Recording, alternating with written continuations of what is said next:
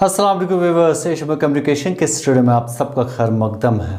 मैं हूं शौकत साहिल। 1-on-1 में आज हम बात करेंगे ज़री उमूर पर, और इस सिलसिले में आज हमने अपने स्टूडियो में दावत दी है साबिक चीफ एग्रीकल्चर ऑफिसर कुपवारा। इसके अलावा ये मुख्तलिफ ओहदों पर फाइज रहे हैं जनाब नज़ीर अहमद वानी साहब से। ये ज़री माहिर भी हैं और इनसे हम ज़री उमूर पर बात करेंगे। वानी साहब, आपका बहुत बहुत खैर मकदम और बहुत बहुत शुक्रिया, आपने कीमती वक्त दिया। साहब, असर हाज़िर में अगर हम ज़री उमूर पर बात करेंगे, क्या कहना चाहेंगे? जो दौर जदीद है, तो जो तरक्की याफ्ता आज दौर चल रहा है, तो इस दौर में एग्रीकल्चर को कैसे फ़रोग मिलना चाहिए, किस दौड़ से चलना चाहिए, इंडस्ट्रीज़ के साथ, सन्नत के साथ। एग्रीकल्चर को आप पुराने ज़माने के हिसाब से नहीं चला सकते हैं। एक वक्त एग्रीकल्चर हम लाइवलीहुड नहीं लेते थे, यानी कि इसको हम सिर्फ पेट पूजा के लिए लेते थे। एक वक्त ऐसा था हिंदुस्तान में कि 40 करोड़ लोगों के पास पेट पूजा के लिए रोटी नहीं हुआ करती थी।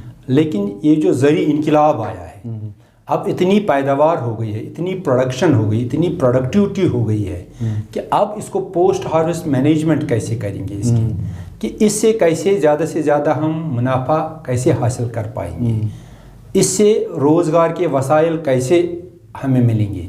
तो इन्हीं लाइन्स पे हमें जो एग्रीकल्चर जो है चलाना है। तो इसके बगैर, और ये एक इतना बड़ा सेक्टर है हमारे हिंदुस्तान में, तकरीबन 67 से 70% लोग जो है हमारी हिंदुस्तान में इसी शोबे से जो है वाबस्ता है। तो बाकी जो 30% लोग हैं वो इसके बगैर बरक्स हैं। तो यानी कि 70% लोगों को जो है इनका तो एक माशी हालत भी ठीक करनी है, दूसरा 100% लोगों को 132 करोड़ लोगों को भी खाना खिलाना है। तो ये साथ साथ चलाना बहुत ज़रूरी है, लेकिन इसको कैसे कमर्शलाइज करें, तो इसके लिए क्या क्या वसाइल होनी चाहिए, क्या क्या करना है। तो एक वक्त ज़मींदारी हमारे घर में भी बाप दादा करते थे, जी हमें 1 साल के लिए खाने पीने के लिए निकलना चाहिए। आजकल वो ज़माना नहीं रहा है, कन्वर्शन भी बहुत हो गई है। लेकिन कैसे ऐसे वेजिटेबल्स को करें, ऐसे कैश क्रॉप्स को उगाएं, ऐसे फल और फूल को उगाएं जो जिनसे पर यूनिट एरिया जो आमदन है बहुत ज़्यादा होगी। अच्छा, अगर मैं आपको एक मुल्क की सतह पर हम देख रहे हैं कि मुल्क की सतह पर इसको फ़रोग देने के लिए कई स्कीमें जो है मुतारिफ़ कराई गई है, लेकिन अगर हम वादी कश्मीर की बात करें, यहाँ ज़री जो अराज़ी है वो दिन ब दिन सुकड़ती जा रही है। जिस पर दान की फसलें उगाई जाती थी, आज वहाँ पर मेवा बागात या तो उनको कन्वर्ट किया गया है या फिर कंक्रीट जंगलात में तब्दील किया गया है। इस ज़री अराज़ी को रोकने के लिए, चूँकि आप मुख्तलिफ ओहदों पर फाइज रहे हैं, उसको रोकने के लिए किस तरह के इक़दामात सरकारी सतह पर उठाए गए, क्या वो सूदमंद साबित हुए? आप उससे हमें रोशनी। जो देखिए, बाय फोर्स कुछ नहीं होता है। जब तक लोगों को, अगर ये मैं आपको एक मिसाल दे दूंगा। यहाँ एक एरिया है हमें नूरबाग एरिया, जो तकरीबन टाकनवारी तक श्रीनगर में जाता है। नज़दीकी में हमारा पुलवामा एरिया है जो सिटी के इर्द गिर्द में, गांधरबल एरिया है जी। तो वहाँ से जिसके पास 10 कनाल, यहाँ फ्रेगमेंटेड लैंड है, बहुत एवरेज लैंड होल्डिंग बहुत कम है जी। पॉइंट मतलब 1 एकड़ से 10 आधा हेक्टेयर तक, यानी कि 8 से 10 कनाल तक एवरेज लैंड होल्डिंग है। तो इस 10 कनाल से जब तक ये आपको मुनाफा बख्श नहीं होगा, तब तक आप पे मैं कितना एनफोर्स करूं, कितने भी कवानीन लगा लूं, तो आप मेरी बात नहीं मानेंगे। आप इसको उस तरफ लगा लेंगे, चाहे आप बोल रहे हैं कि जंगल, कंक्रीट जंगल बन रहे, चाहे आप बोल रहे हैं कि हॉर्टिकल्चर जा रहा है, इसीलिए जा रहा है कि उनको लग रहा है कि हमें वहाँ से ज़्यादा आमदन जो है ओरिएंट आ रही है। अब चूँकि अगर मैं बात करूँ अपनी कश्मीर की, ठीक है, तो हमारे पास सपोज़ 60-70 लाख के करीब आबादी है।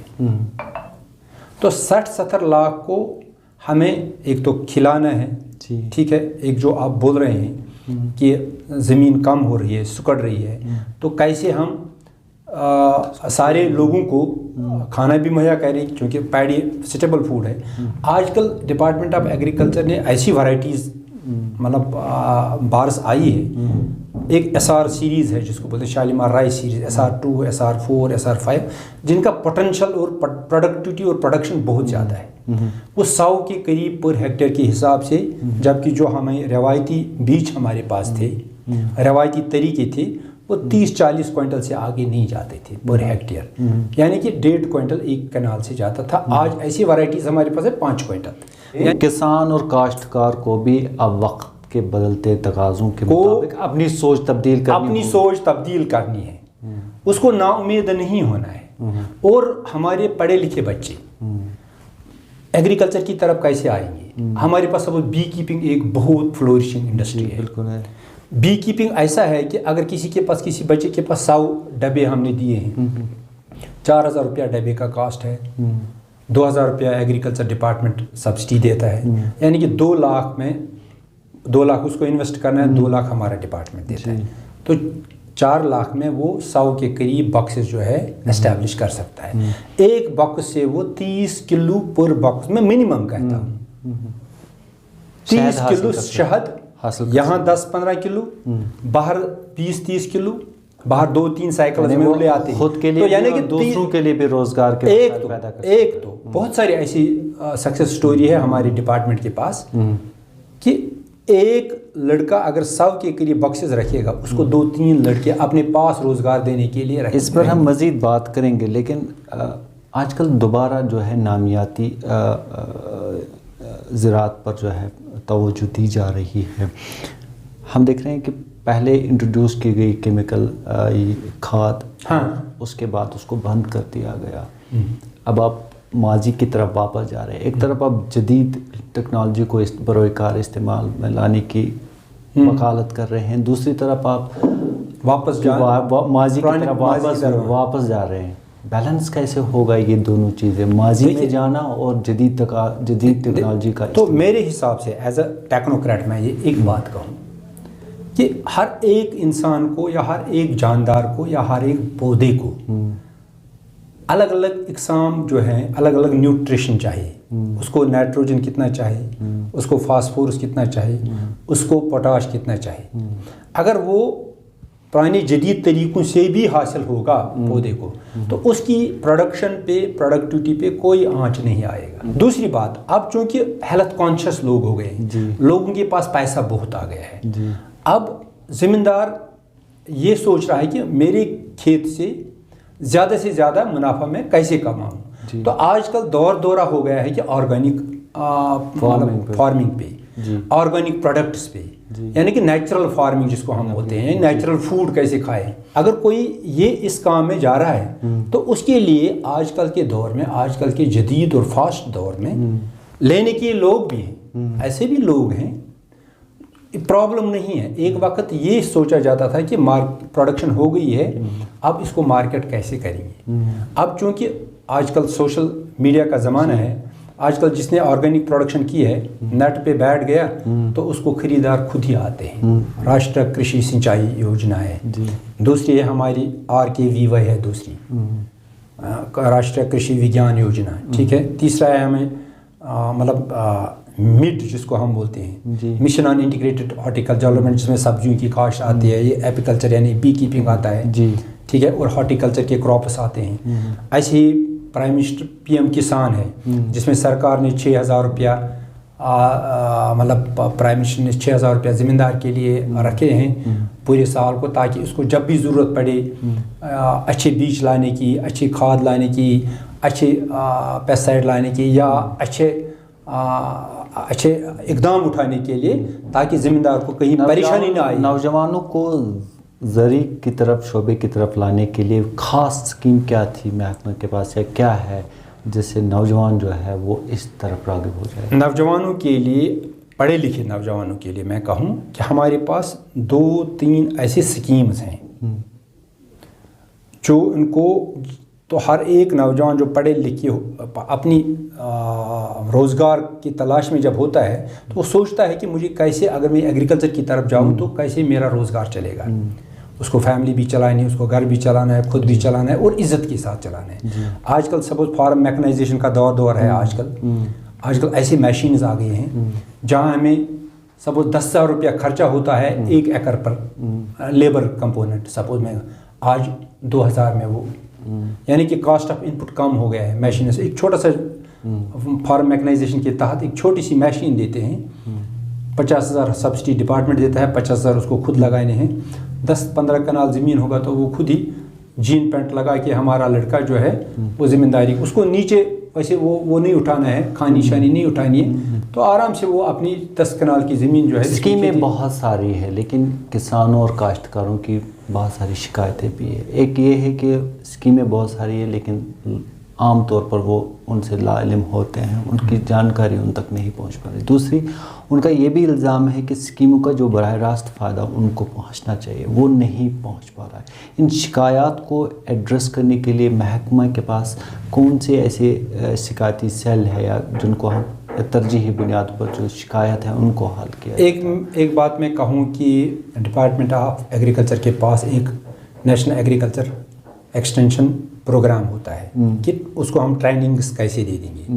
یہ ٹریننگز ہمارے ڈپارٹمنٹ میں، ایگریکلچر ڈپارٹمنٹ میں سال ہا سال چلتے ہیں.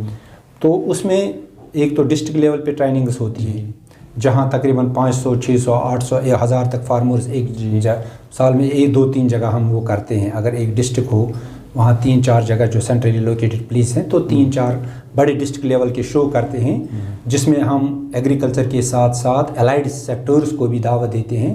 وہ اپنے جو بھی پروگریسو اور جو بھی سکسیس سٹوریز والے لوگ ذمہ دار ہوتے ہیں وہ اپنے پروڈکٹس وہاں ڈسپلے کرتے ہیں اور باقی لوگ جو ہیں اس سے مطلب تھوڑا سا انسپائر ہو جاتے ہیں.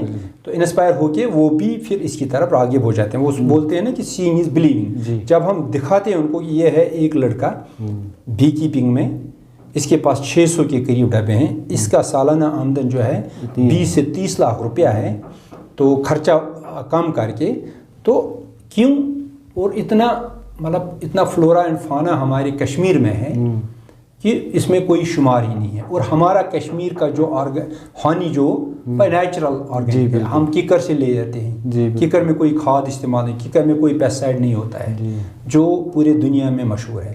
ہم سل کارڈ سے لیتے ہیں جو پلیکٹرنتھرس بولتے ہیں، اس سے ہم، یا یہاں کا مشروم اگر ہم لے لیں گے، چاہے وائلڈ مشروم ہو چاہے ہم اندر مشروم کریں گے، ایک کمرے سے ہم 30-40 روپیہ ایک مہینے میں کما لیتے ہیں.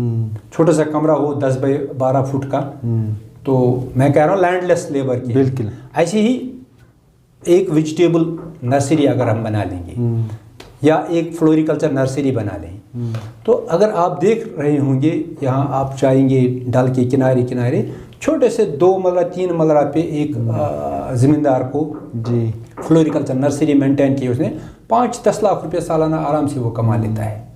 کہ یہ وسیع موضوع ہے اور اس پر وقت کی قید ہمیں اجازت نہیں دے رہی ہے کہ ہم اس موضوع کو آگے بڑھائیں، لیکن آپ کو دوبارہ تکلیف دیں گے اور اس موضوع کو اور آگے رکھیں گے تاکہ جو باتیں رہ گئی ہیں وہ ویورز تک ہم پہنچائیں. لیکن آخر میں جو آپ پیغام دینا چاہیں گے، چاہے کاشتکار ہے چاہے پڑھے لکھے نوجوان ہیں، وہ اگر اس شعبے کی طرف آنا چاہیں گے ان کے لیے کیا پیغام؟ میں اپنے جوانوں کی طرف، اپنے پڑھے لکھے جوانوں کی طرف ایک میسیج دینا چاہتا ہوں کہ اللہ نے ہر ایک گھر میں ایک پریشس ریسورس ہمارے پاس ہے. جو آپ بول رہے ہیں روز بروز کم ہو رہا ہے، ہمارے پاس لینڈ ہے. میرے بچے کے پاس اپنی لینڈ ہے، 20 کنال کی لینڈ ہے.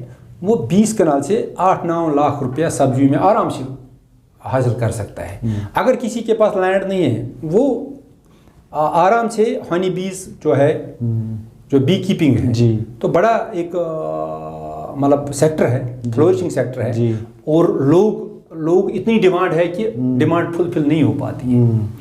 یہ میں اپنے ود ان اسٹیٹ کی ڈیمانڈ کہہ رہا ہوں. اگر ہم انٹرنیشنل کی بات کریں گے، انٹرنیشنل میں کہہ رہے ہیں کہ جتنا بھی آپ کے پاس کشمیر میں ہونی ہے وہ بھیج دو ہمیں، سرٹیفائی کر کے بھیج دو. لیکن نہیں کر پاتے، اتنی پروڈکشن نہیں کر، اتنے لوگ ابھی انوالو نہیں ہیں. لوگوں کو انوالو ہونا ہے. ایک تو وہ جاب سیکرز کے بجائے جاب پرووائڈرز بن جائیں گے انشاءاللہ. तो खुद भी खाएंगे, दूसरों को भी खिलाएंगे। ये मेरी आखिरी मैसेज है। बहुत बहुत शुक्रिया वानिद साहब, लेकिन आपको दोबारा तकलीफ देंगे क्योंकि बहुत सारी बातें रह गई हैं और हम दोबारा बात करेंगे। शुक्रिया। अपने मेज़बान शौकत साहिल को दीजिए अगले प्रोग्राम तक इजाज़त। अल्लाह निगहबान। Subscribe, mail, press bell icon, never miss an update.